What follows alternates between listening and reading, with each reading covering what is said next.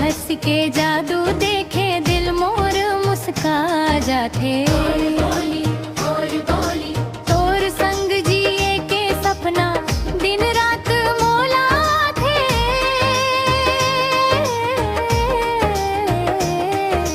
तोर बोली मिठू मिठू लागे मोर मन ला भा जाथे।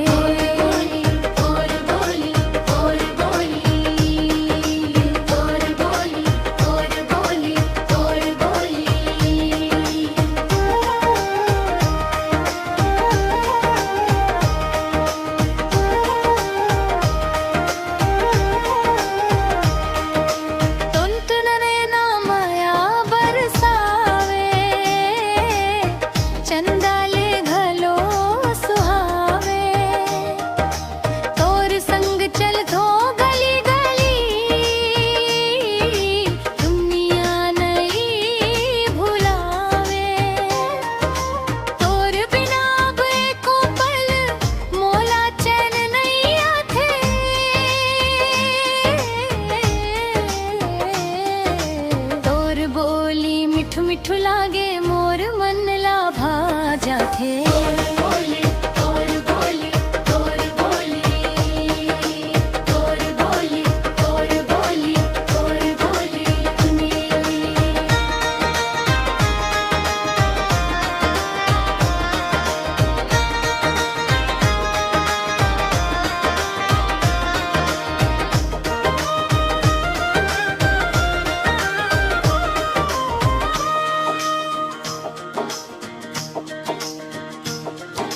रंग बिरंगी सपना सज गे,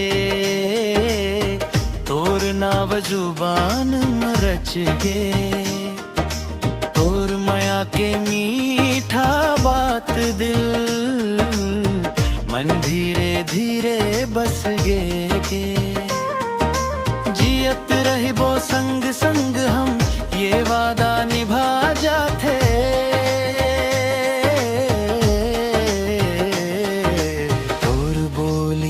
मिठू लागे मोर मन ला भा जाथे।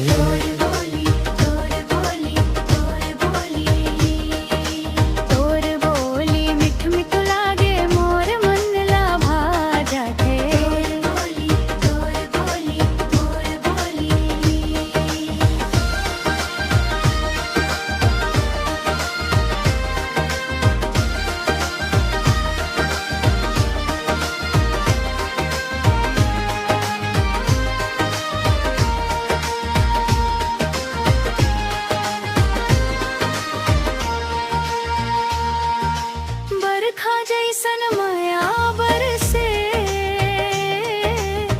संग तोर हर दुख तरसे। हाथ मन हाथ धर के साथी जिंदगी खुशियां भर दे।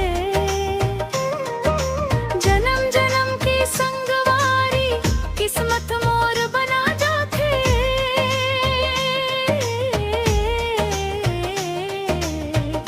बोली मिठू मिठू लागे मोर मन ला भा जाथे।